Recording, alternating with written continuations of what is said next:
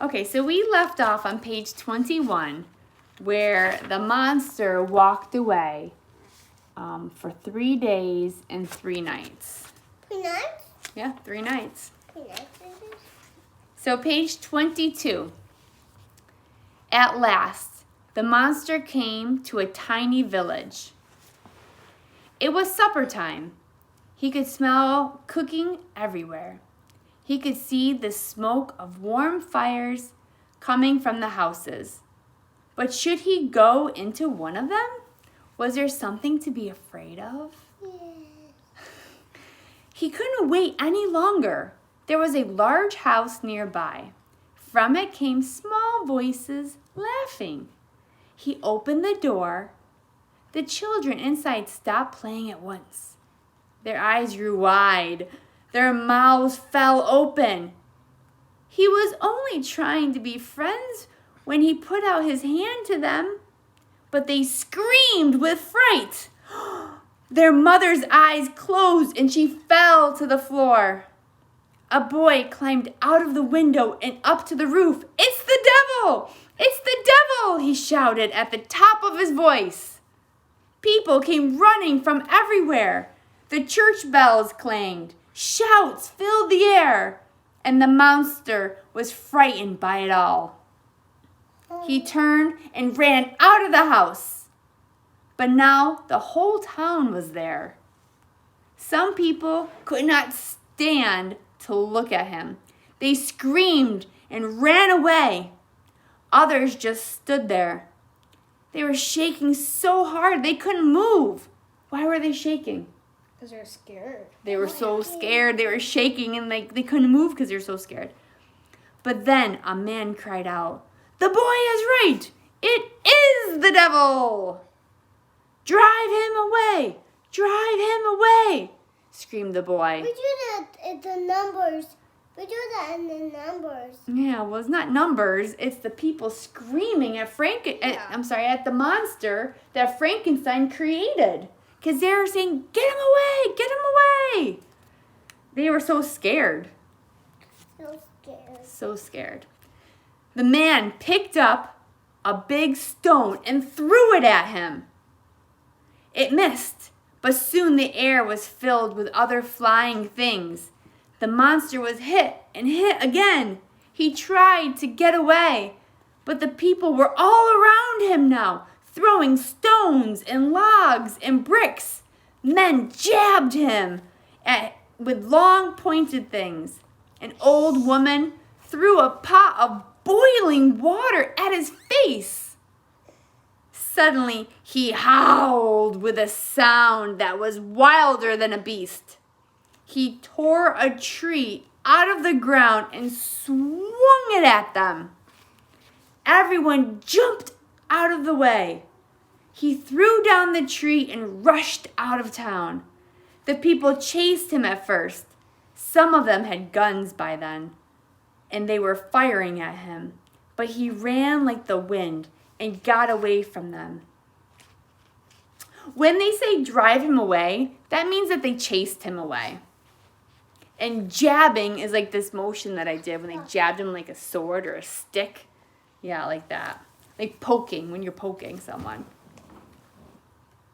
Like that, yeah.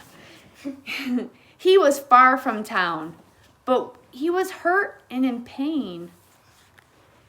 He wanted to lie down, but there was no place, and snow was falling again. Just then, he saw smoke rising over some treetops. He walked past the trees and came to a little farmhouse. How warm it would be in that little house. How he wanted to go inside. But there would be people in it, and he was so afraid of people now. Look at this picture. This is a picture of all the people throwing sticks and jabbing him, chasing him out of town, yelling things at him like he's the devil. And you see the picture over here of Frankenstein? He took a whole tree out of the ground. That's how big and strong he is. And he was waving it around. A giant tree. People were scared.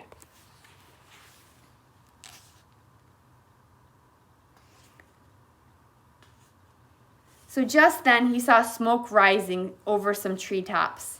He walked past the treetops and came to the little farmhouse. Oh, I read that. Yep. Oops, sorry. Page 25. Whoops. Then he noticed something else. I'm at the top right here.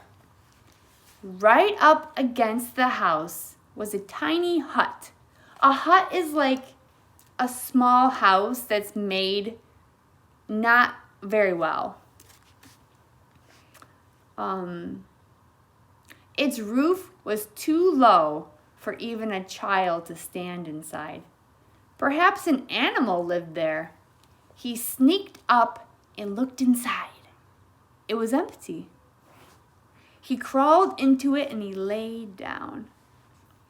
There was no wooden floor, just earth.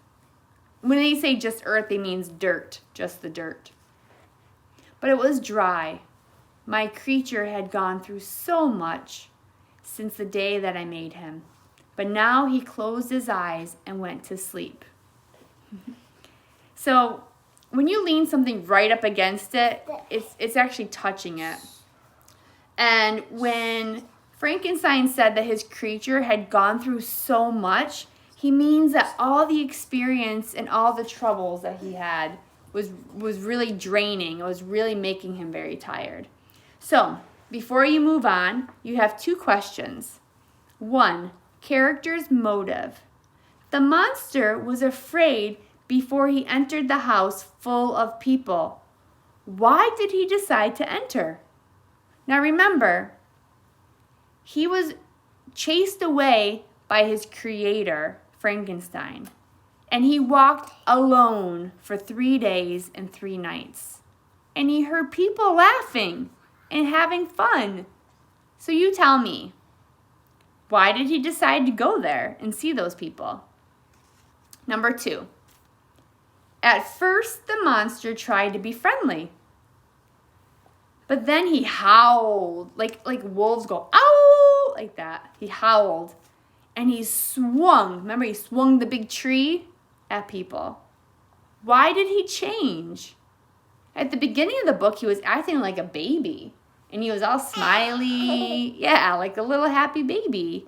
Now all of a sudden, he grabs this tree out of the ground and he starts swinging it at people to hurt them and get them away from him. And then he ran and he's screaming. What changed him? No, you didn't change him. Something else changed him. What changed him? So that's the end of chapter 2. I want you to make sure you're doing your assignments and ask any questions that you might have about the book. We will continue with chapter 3 next.